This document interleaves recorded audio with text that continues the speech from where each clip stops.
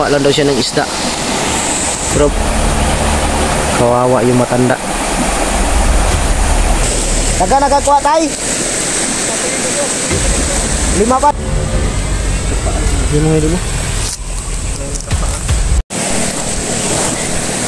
Yun mga idol. Sumapagpalang araw sa lahat. Yun. Nandito na kami sa ilog mga idol. Pero yung ilog na pinuntahan namin ni Julio, na kung saan kumuha kami ng tubig, hindi ito mga idol. Pero ito itong ilog na to, yung karugtong lang ng ilog kung saan nandoon si Remart. Kaya papunta kami ngayon. Si Remart, nakita namin na nandun siya sa kawayanan, pero nasa taas pa siya ng ilog, hindi pa siya nakalayo ng ilog. Kaya pumunta kami agad at sakto rin, nagpapahinga kami kanina. Biglang nagpakita si Lolo Ambo sa amin. Sandali lang, nagbigay lang siya ng nagbigay lang siya kung saan si Remart at nakausap daw niya sa may ilog. Kaya dali-dali kami pumunta ni Julio mga idol para maabutan namin. Ngayon nandun daw sa may taas ng may mga kawayan. Kaya hanapin lang namin kung saan banda talaga, dahil yun ang sabi ni Lolo Ambo. Nagkausap kami, may binigay siya sa amin. Hindi daw pwede ipakita sa camera, dipinsa daw kung sakaling may enkwentro namin si Kilaw. At hindi inaasang pangyayari mga idol, habang kami pumunta dito ni Julio, may nakita kami dito isang matanda na namumukot ba ng nangunguha yata, nangunguha ng mga isda. Tinanong namin ni Julio kung may napansin ba siya dito na may daladalang kamera. Kahapon daw may nakita daw siya, pero nasa malayo siya. May narinig daw siyang sigawan, may nag-aaway daw, at nakita daw niya mismo yung kasamahan namin na si Remart na tumatakbo, may dalang kamera. Kaya sabi namin kay tatay na samahan namin yun. Andun si tatay, andun sa unahan, namumukot ng mga isda. Nakausap namin siya. Yun, sinabi niya na may enkwentro daw kahapon dito. Wala nang iba, si Kilaw at si Remart na yun. Yun, maraming salamat mga idol sa inyong lahat. Pasensya na, salamat din sa mga nag-comment na ganyan para makita namin si Remart. At pasensya rin mga idol yung hindi natin mabasa agad yung mga comment niyo. Kami po ay nag-aano din sa signal, dahil hindi namin mabuksan yung dashboard namin sa YouTube studio, dahil kung wala kang load, walang signal, hindi namin mababasa yung mga comment. Kaya pasensya na kung huli namin mabasa. Importante naka-message na naka-comment kayo mga idol. At maraming salamat sa inyong lahat, sa inyong walang sawang pagsuporta mula noon hanggang ngayon. At mega love, shout out sa inyong lahat, solid supporters, sa lahat ng mga OFW, Luzon, Visayas, Mindanao, sang sulok man ng Pilipinas. Shout out din kay Mary Grace Giberson ng Chicago, Tita Angie Royce ng Hawaii, Tita LG ng Amerika, Tita Beronice ng Italy, Ate Bebs Bernas ng LA, Ate Mel, shout out sa iyo Ate Mel, Idol Jimima Ramirez, Janice Alcalde, Merlin Bindiho, Team Kuwait, yan, Team Maharlika, mega love, shout out sa inyong lahat. Maraming salamat sa inyong lahat mga idol, lalong-lalo na sa lahat po na nagpaabot ng kaunting tulong pambili namin ng pagkain dito sa bundok. Maraming salamat po sa inyong lahat. Yan, nandun si Julio mga idol. Doon kami galing mga idol. Sa taas niyan, sa kaliwa at kanan, sa taas niyan may ano diyan, may mga tanim ng mangga diyan.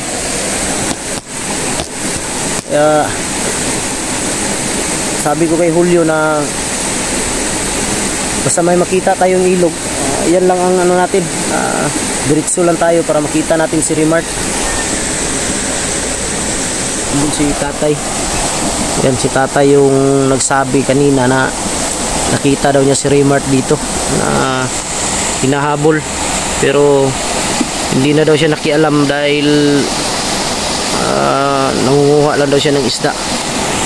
Problema lang nito ni tatay, baka mapagtripan ni ang problema lang dito kay tatay, baka mapagtripan sa mga tauhan ni Kilaw makakuha ng isda. Baka ano ba, baka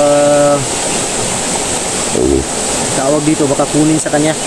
At ang sabi ni tatay kanina pala, hindi ko na makalimutan, kanina pa daw si tatay dito, umaga pa, kanina daw may nakita siya dito, mga armado. Hindi niya alam kung ilan, basta nakita daw niya dalawa, pero sa tingin niya marami daw dahil nagsisigawan daw. Sabi bantay daw, bantay dyan, bantay dito. May nakita daw siya. Nagtanong daw sa kanya kung may nakita siyang taong tumatakbo. Hindi daw niya sinabi na meron. Sabi niya wala. Mabuti lang hindi ginalaw yung matanda. Kawawa naman. Naganap lang ng pagkain para may maiulam ba. Kung lagi nakatingin si tatay sa amin, parang nagdududa si tatay. Tingin siguro niya, pero sabi namin sa kanya, huwag ka mag-alala tay, hindi kami masasamang tao, may nahanap lang kami, may mission lang kami. Kaya sabi ko sa kanya na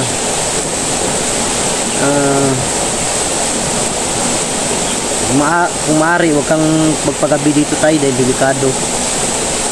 Sabi naman niya, delikado talaga dito anak yung tawag niya sa akin, sa amin. Maaari kung wala kang makuha na, may mabuti na lang, may natira akong pera, natira akong 300 pesos, binigay ko ka tatay para makabili ng pagkain. Maano niya ba, para makauwi na siya ng maaga. Kawawa naman yung tatay.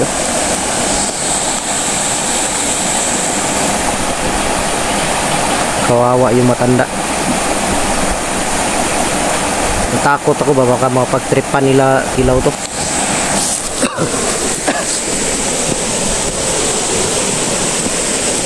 Nagkuha tayo. 5 pa, 5. Dito na po ka unahan. Dito ka unahan. Amping lang tayo, amping. Dun. Kawawa tatay, 5 piraso ko raw yung nakuha. Bro, kawawa si tatay, 5 piraso pa yung nakuha. 5 piraso pa. Alam ko marami na dyan bro. Doon ba bro? Doon daw sa unahan. Wala tayo chance bro, dahil ang sabi ni tatay kanina sa atin na may namataan siya dito kanina, mga armado. 2 daw, pero sa tingin niya marami dahil may sumisigaw daw sa unahan. Natatakot ako para kay tatay ba, baka mapagtripan ni Kilaw ba.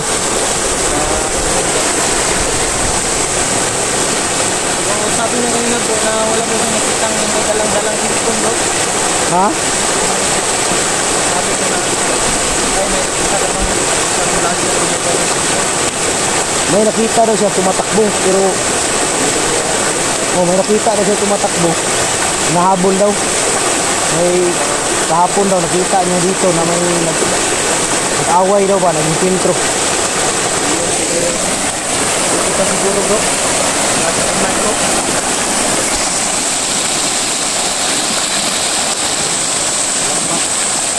Lambat bro.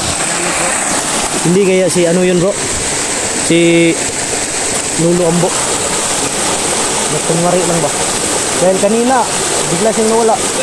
Sabi niya dito daw tayo sa ilog pupunta, pero kung si Lulu Ambo yan mas maganda dahil gabay ba, gabay. Kaya mga idol, patuloy kami ngayon sa unahan bro. Wag lang tayong diretso-diretso bro, kailangan magmasid lang tayo sa paligid.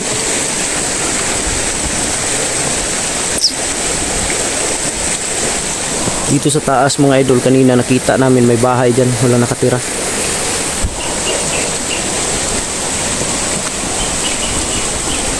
Siguro may nakatira dito dati, pero ngayon wala na, malis na siguro.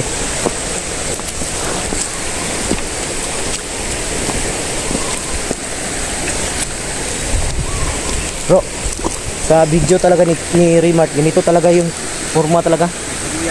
Ganitong area yun. Baka nandun sa unahan. Puntahan natin sa unahan ngayon. Pero wala tayong piyansa dahil yun ang sabi ni tatay kanina, may nakita siyang armado.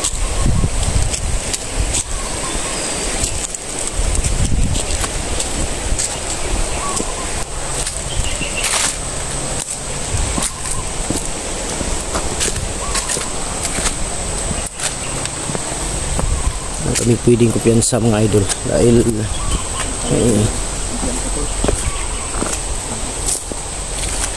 bro isa bro huwag muna oo may mga apak dito yan mga idol kago baka si Remart nakarating dito May mga nakapaa may nakapaa ba? Wala. Nakapaa. Nakapaa lang. yan mga idol May nakapaa. ito po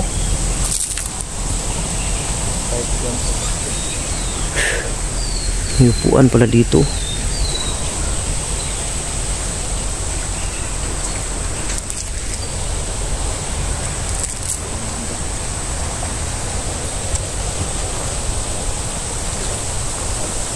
Relax muna tayo dito bro.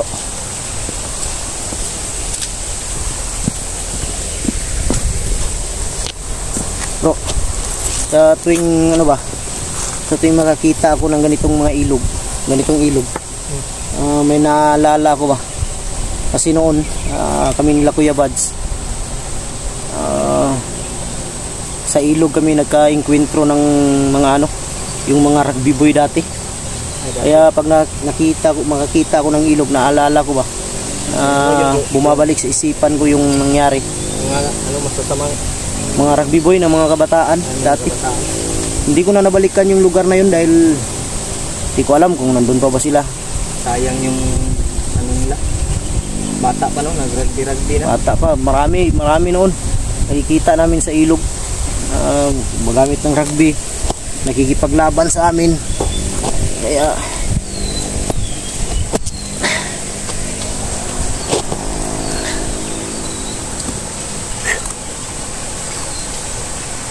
sobrang linaw pala ng ano dito. magano lang tayo, tawag dito, mag-ingat lang tayo dahil nagbabala si tatay kanina na mag-ingat daw. Naawa ko kay tatay, 3 piraso ay 5 piraso pa yung isda nakuha. Kanina pa siyang umaga dito. Nag-alala ko sa kanya ba baka makapagtripan sa mga tauhan ni Kilaw. Kapatayin. Nagkalaban-laban yung matanda. Siguro uuwi na yun. Uwi na yun. Yun mga idol, relax muna kami ni Julio mga idol. Ay, medyo may kalayuan din yung nilakad namin. Kung wala talaga dito si Remart mga idol sa ilog na to, mapipilitan kami babalik na naman doon sa Manggahan dahil nalilito ako mga idol dahil yung sinusundan lang namin, kinukuna namin ng guide yung video lang ni Remart kung saan siya banda. Pero nakita ko talaga sa last video niya kanina, nasa taas na siya pero sa may ilog pa rin siya banda sa baba. Ganito? Oh, ganitong forma yun, may kawayan yun. Nasa taas siya pero sa baba nun ilog. Sigurado nandito siguro. Baka nandyan lang yan sa unahan nagtatago o problema kung nakabalik. Tamaan yun ng ano bro? Na ano yung kanyang mukha ba dito? Kaya nga nakita ko ng maga. Orasyon yun. Tamaan ng orasyon yun. Orasyon ni ano, ilaw. Mabuti na lang mga idol, salamat kami na nagpakita bigla sa amin si Lolo Ambo kanina habang kumakain kami. Biglang dumating. Siya yung nagsabi. Biglang sumulpot ba? Sabi ko sa kanya, no, samahan mo kami. Sabi niya, hindi pwede. Bigla akong lilitaw, bigla akong mawawala, yun ang sabi niya. Malakas yung ano, kapangyarihan. Kung oras na kagipitan, malagay kayo sa alanganin, darating ako, sabi niya. May tanong sana ako sa kanya kanina, biglang nawala. Kung itanong ko sana kung makakilala ba sila ni Lolo, si Lolo Pedro. tanong ko sana, kaso lang nawala. Paglingon ko, wala na. Wala. Parang isang ano mo lang yung Tagulilong ba, tagulilong? may isang pamilok mo lang ba, mawala na. Isang pikit mo lang sa mata mo. Pag lingon mo. Yan yan mga idol. Wala na. Ganito, tabi tayo. Tapos dito si Lolo Ambo. Usap kayo. Tapos paglingon mo dito, pagbalik mo ng lingon, wala na. Wala na. Ganun kabilis. Kaya sabi ko na hindi Talaga si Lolo. hindi ordinaryong tao. May kilala ko dati ng ganyan mga idol. Totoo yan. Dahil nung ako'y nag-aral pa ng spiritual dun sa Surigao City, Surigao del Sur. Yung tinatawag naming master na sa mga gagaya ng mga agimat. Tinatawag din namin yung lolo. Yun, mag-uusap kami, magkwentuhan dahil nagbibigay yun siya ng nagbibigay ng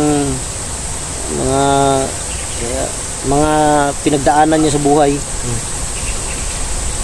Usap kayo bro. Pagtingin mo dito sa harap mo, pagtingin mo nandoon na sa unahan. Lah, May iwak bro.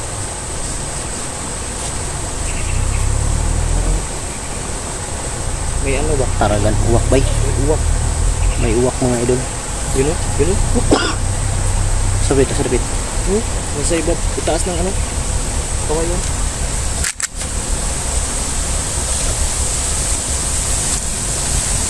Lumilipad. Tayo ko yan na bro. May uwak mga idol lumilipad dito sa taas namin. Paikot-ikot. Ayos na uwak to. Sa itaas. Ano sa itaas ng kawayan? Nagpensa ba? Tol, may isang uwak.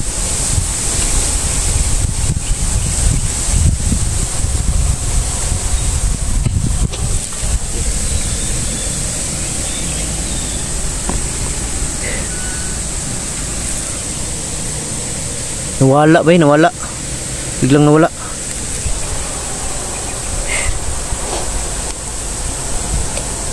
Yun, sana kung makita to ni sana bro, kung makita mo to bro, Remart, kung saan ka ngayon, panoorin mo yung video namin dahil sana kung saan ka, makita namin yung video mo. Kung maaari, wag ka nang alis dyan, hintayin mo kami para mag-abot na tayo. Kita na tayo ba? Dahil delikado, baka isa sa atin lang makuha ba.